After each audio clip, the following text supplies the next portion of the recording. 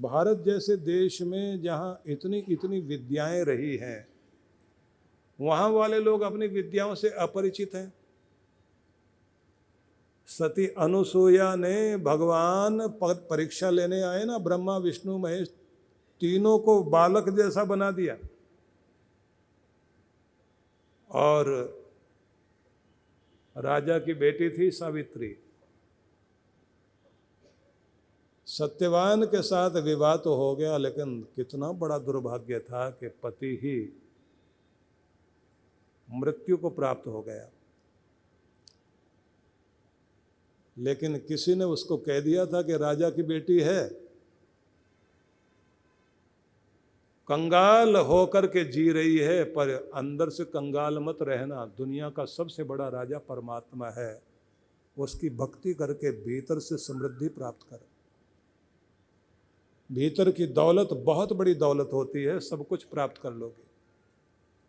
अपनी साधना करते करते उसने अपने भीतर वो शक्ति जगाई कि यमराज से अपने पति के प्राण भी वापस लेकर आई, घर में संतान भी हुई, समृद्धि भी आई, और भक्ति और शक्ति दोनों का मेल हो गया। महिलाएं अगर अपने घर में रह करके अपने घर परिवार को चलाते चलाते व्यवस्था को बांध कर चलने लग जाएं, आपका रसोई घर भी आपकी तपस्थली बन सकता है।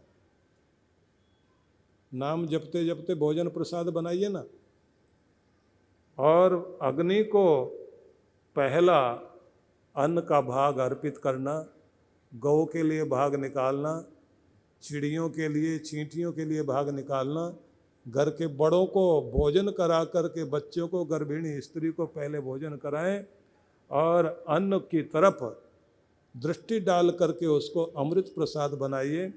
जल जो घर में रखा जाता है जिस बर्तन में, उस बर्तन को भी सुबह सुबह धोकर पोंछ करके पानी डालकर और तिलक लगाकर उसका ढक्कन ऊपर रखकर फूल रख दीजिए। और कहा जाता है कि मंत्र में अगर आप अपना गुरु मंत्र देखते हुए जल को और उसको पाठ कर देते हैं 5 बार, तो जल की स्मरण शक्ति बहुत अद्भुत होती है। वो जल भी अमृत बन जाता है। घर में जो क्लेश होते हैं वो दूर होंगे, और घर में मंत्र जाप करके छींटे भी लगा दोगे ना, तो घर के अंदर सतयुग नहीं आएगा तो कम से कम कलयुग का प्रवेश भी नहीं होगा। करने वाले बन जाया करो। और हर दिन मत्था टेकना बड़ों को, भगवान को दंडवत करना, गुरु के चित्र के सामने बैठकर उनको स्मरण करना, गुरु को अपने हृदय में आमंत्रित करना, ये सब हर दिन करना चाहिए।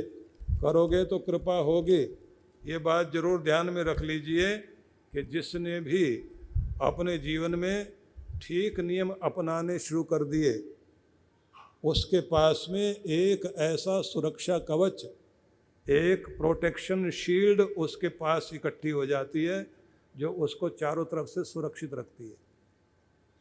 अपना ओरा ठीक रखना चाहिए, घर का भी ओरा ठीक करके चला करो।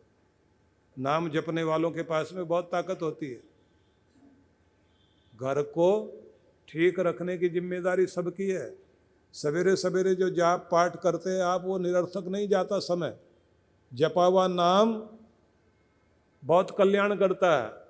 नाम नाम बिन ना रहे सुनो सयाने लोग, मीरा सुत जायो नहीं और चेलो न मुंड्यो कोई। मतलब जपा हुआ नाम नाम पैदा करता है। नाम नाम बिन ना रहे, जपा हुआ नाम नाम करा करके ही रहेगा। सुनो सयाने लोग, मीरा सुत जायो नहीं, मीरा का कोई बेटा नहीं था, और चेलो न मुंड्यो कोई, चेला भी कोई नहीं बनाया, लेकिन मीरा का नाम रहती दुनिया तक जरूर रहेगा, क्योंकि उसने जिह्वा पर अपने गोविंद का नाम बसाया। तो जपा हुआ नाम कृपा करता है। जब आप मत्था टेकते हैं भगवान को जाकर, तो सुबुद्धि का आशीष मिलता है। गुरुजनों के सामने दंडवत प्रणाम करते हो तो स्वास्थ्य का, सुरक्षा का, सुबुद्धि का आशीर्वाद मिलता है। और जब आपको सुबुद्धि का आशीष मिल जाए उसका सबसे पहला फल होता है निर्णय लेने की क्षमता। जब किसी का दुर्भाग्य आता है तो सबसे पहले अक्ल हिलती है, क्योंकि भगवान किसी को डंडा लेकर मारने नहीं आते। जिसको भी सजा देना चाहते हैं उसकी अक्ल घुमा देते हैं, उल्टी अक्ल, अंतमति सो गति कहते हैं ना। लेकिन बुरे वक्त में विनाश काले विपरीत बुद्धि, जैसे बुरा समय आता है बुद्धि उल्टी हो जाती है, उल्टा काम करने लग जाता है। तो भगवान क्या करते हैं, बुद्धि हिला देते हैं। बुद्धि हिलाई, विनाश शुरू। किसी की दुर्बुद्धि हो जाए और दुर्भाग्य आ जाए जीवन में, तो किसी का दुर्भाग्य जबान पर आके बैठ जाता है। ऐसी गंदी जबान बोलता है, बदकिस्मती साथ आनी शुरू हो जाती है। सावधान रहना, जबान पर दुर्भाग्य मत ले आना। जबान के घाव कभी नहीं भरा करते भाई। आप दूसरों को नीचा दिखा रहे हो, असल में आप अपनी किस्मत का बुरा कर रहे हो। तो जबान पर, वाणी पर आकर दुर्भाग्य बैठ जाए अनिष्ट कराएगा।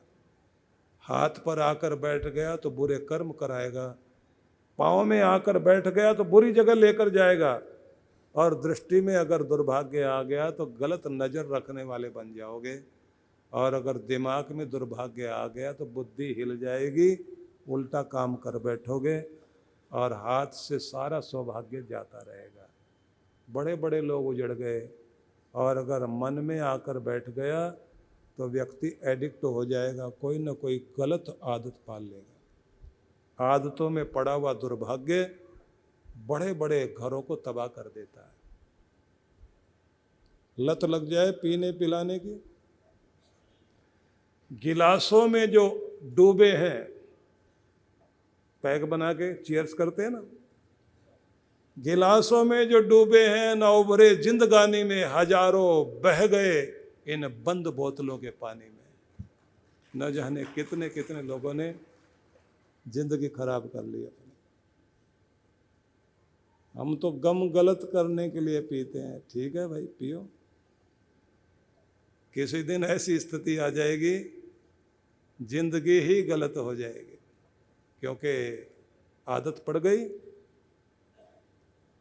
तो पर जैसे ही मुसीबत बढ़ी और पियोगे और पियोगे, और इसका डोज तो बढ़ाते रहना पड़ता है।